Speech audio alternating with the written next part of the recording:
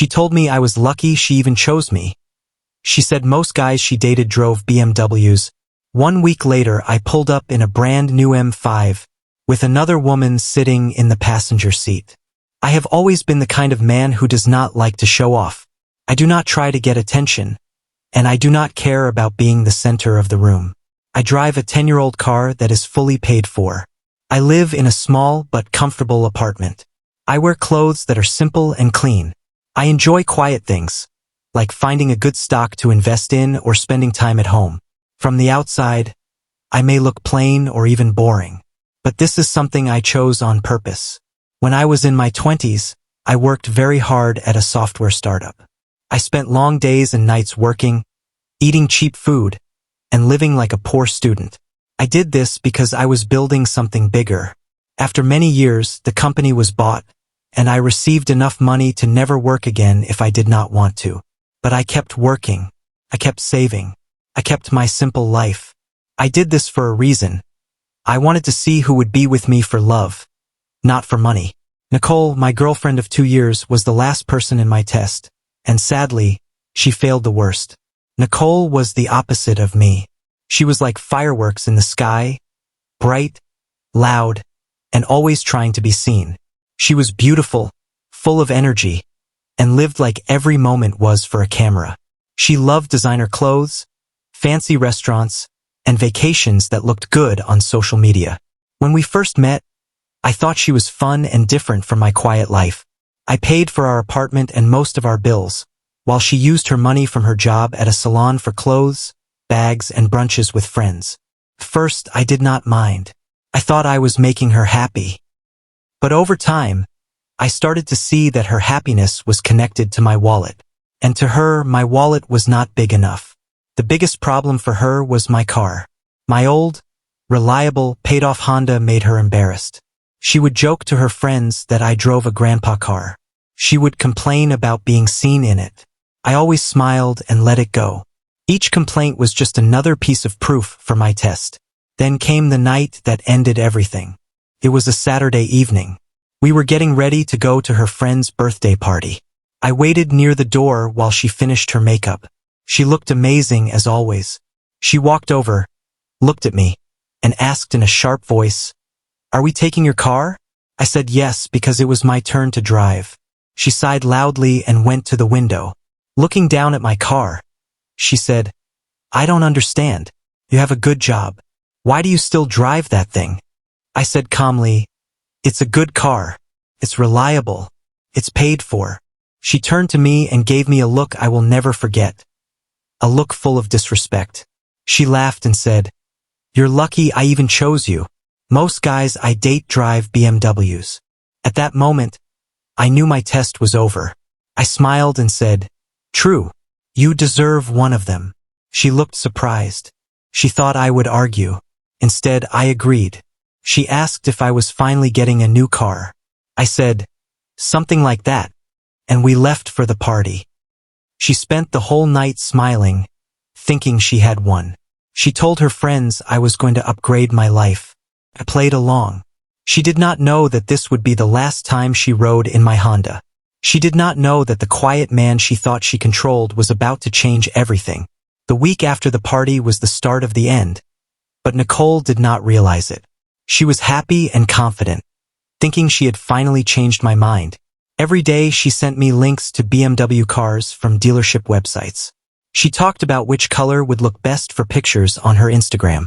She spoke like the car was already hers. I only smiled and said, "We'll see." To her, that meant yes. But to me, it meant something completely different. While she dreamed about the life she thought was coming, I started planning a life she would never be part of. On Monday morning, I called my wealth manager. I told him I wanted to sell some investments because I was making a big purchase. The amount I asked for would have shocked Nicole. He asked me if everything was all right. I simply said I was changing some things in my life. The next step was the car. I did not go to a normal dealership because I did not want to waste time with negotiations. Instead, I called a high-end auto broker. I told him exactly what I wanted: a brand new BMW M5 Competition. The top model, fully loaded with every package, from the executive features to the carbon fiber trim. I chose a dark gray color that looked almost black in the shade, powerful but not flashy. I told him I would pay in cash. He was excited and said he could get the car to me in less than a week. My third step was to change my living situation. The apartment lease was in my name, and it would end in 2 months. I had been planning to buy a home for us, but now I decided I was only buying for myself. I called a luxury real estate agent named Elizabeth. She was a smart, professional woman who knew the best properties in the city. I told her I needed a 2-bedroom penthouse downtown, and that price was not an issue. The only things that mattered were privacy, speed, and quality. She immediately sent me a list of exclusive listings that were not public. For the next few days, I lived 2 lives. At night, I sat with Nicole as she made plans for road trips in the BMW she thought was coming. During the day, I test drove the car with the broker and visited luxury condos with Elizabeth. Every paper I signed, every call I made, was quietly removing Nicole from my future. The car arrived first. It was perfect, sleek, strong, and elegant. The engine sounded like power itself. It was the opposite of my old Honda. It was also the opposite of the flashy white SUV Nicole had wanted. I kept it hidden in a private garage downtown so she would not see it too soon. Then I found the perfect condo. It had huge glass windows from floor to ceiling, a private terrace, and a view of the whole city. I made a full cash offer on the spot, and because I did not need a loan, the seller accepted immediately. The closing date was set for the end of the month. Now I just needed the right moment to show Nicole the truth. The closing day was a Friday. That morning, I told Nicole to dress nicely because I had a surprise for her that night. Her face lit up. She thought this was finally her big day. The day she would see the car and the life she wanted. She spent hours getting ready, doing her hair and nails. I told her to wait by the street at 4:30 p.m. because the surprise was on its way. From my apartment window, I saw her standing on the sidewalk, excited and ready to take pictures for social media. I went to the private garage, got into my new BMW M5, and drove back. Sitting next to me was Elizabeth, my real estate agent. We had just come from signing the final papers for my new condo, and the keys were in my pocket. When I turned the corner, Nicole saw the BMW and smiled like she had just won a prize. But her smile changed when she saw Elizabeth in the passenger seat. Nicole bent down toward the passenger window, ready to smile for the camera. But then she saw Elizabeth sitting beside me. The happiness on her face broke instantly. First came confusion, then realization, then anger. She looked at me with sharp eyes and said in a quiet, shaky voice, "Kevin, who is this?" I kept my expression calm. "Nicole, this is Elizabeth, my real estate agent," I said slowly. Elizabeth, always professional, gave a small polite smile and said, "Nice to meet you." Nicole did not even look at her.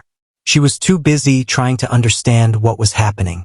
She looked at the car, then back at me. "You bought a BMW?" she asked, her voice jumping between hope and fear.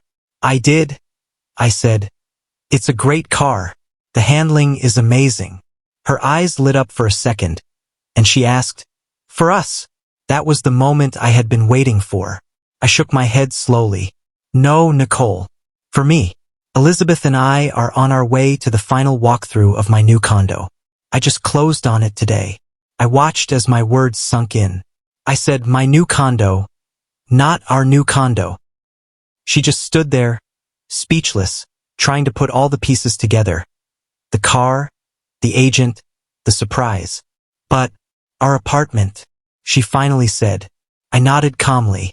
"The lease ends in a few weeks. I already gave my notice. You'll need to find a new place to live. Maybe one of the guys you date who drives a BMW will have a spare room." I saw the exact moment she remembered the words she had once thrown at me. Her eyes narrowed, but before she could speak, I added, "You told me I was lucky you chose me, so I decided to stop being lucky." Her face went red. "You can't just kick me out like this. You planned all of this," she shouted.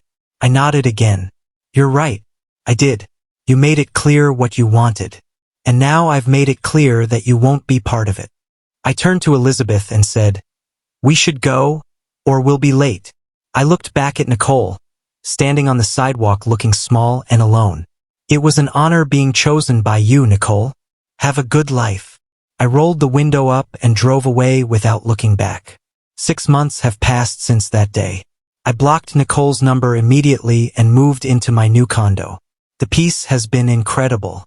Through friends, I heard what happened after. She had a public meltdown on the street that day, calling her friends and crying. But when she tried to tell her side, it did not sound good, because how could she complain that I bought a nice car and left her, when she was the one who said she only dated men with BMWs? Her friends saw the truth. She wasn't a victim. She was just a greedy person who played the game and lost. The worst part for her was money. Without me paying for almost everything, she couldn't afford her lifestyle. She moved back in with her parents. The image she showed on social media fell apart. People who once went out with her every weekend slowly stopped calling. No one wanted to be around someone who only measured people by what they owned. As for me, I couldn't be happier. My condo feels like freedom. The M5 is a joy to drive. Not because it impresses anyone, but because I bought it for myself. I've started dating again, but I'm careful. I don't need to run tests anymore, but I pay attention. I want someone who will build a life with me, not someone who just wants to move into one I already built. My revenge was silent. I did not shout or fight. I simply showed her the life she thought she deserved, and then showed her she would never be part of it. She once said she dated men who drove BMWs.